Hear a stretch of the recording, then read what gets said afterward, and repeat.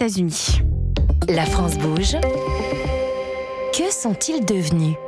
Benjamin, on va prendre des nouvelles de la présidente de Manucuriste. Alors Manucuriste, c'est une marque française de vernis à ongles, mais pas seulement, puisqu'elle propose des produits pour la beauté des ongles au sens large, donc c'est-à-dire des soins pour les ongles ou encore des vernis semi-permanents.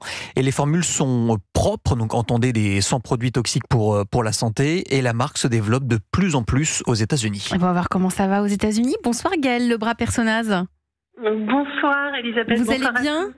Très bien. Vous étiez venue dans l'émission en février 2022, donc il y a un peu plus de 2 ans, bientôt 3, et vous êtes installée aux États-Unis.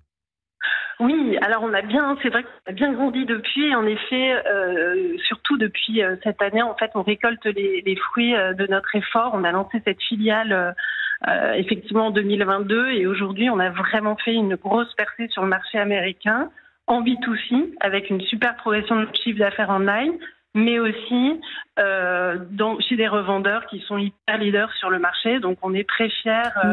Mais je crois qu'il y a une chose, il y a un chiffre. Je crois qu'aujourd'hui, 30% de votre chiffre d'affaires se fait aux États-Unis. À la fin de cette année, on pense que 30% de notre chiffre d'affaires global serait réalisé aux États-Unis. Donc, on est un peu en train de vivre notre rêve américain. C'est fort, c'est très très fort. Ouais. Les élections, elles vont avoir forcément un impact sur votre développement ou pas ? Est-ce que vous avez anticipé quand on est entrepreneur et que on s'installe aux États-Unis, enfin on pénètre le marché américain, est-ce qu'on y pense sur ces changements politiques ? C'est difficile d'anticiper. Évidemment, j'écoute tous les spécialistes en la matière et je me dis que, mon Dieu, le protectionnisme, c'est forcément pas quelque chose qui sera bénéfique pour nous, puisqu'on exporte nos produits qui sont made in France. Maintenant, on a commencé à réfléchir aussi à des solutions, des options de fabrication sur le continent américain pour pouvoir continuer notre activité. Mais bien sûr, ça aura un impact, c'est certain. C'est quoi le rêve américain pour vous, Gaëlle ? Le rêve américain, c'est de continuer de nous développer sur ce marché.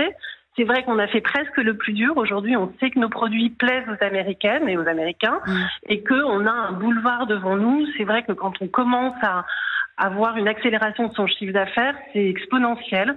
Donc nous, nos sujets, en fait, ils sont très opérationnels aujourd'hui. C'est comment on structure une équipe costaud sur les US, avec, comme j'ai entendu, toutes les difficultés de recrutement sur ce marché qui sont évidemment pas du tout évidentes, ni pour nous, ni pour personne, quand on s'implante sur ce marché.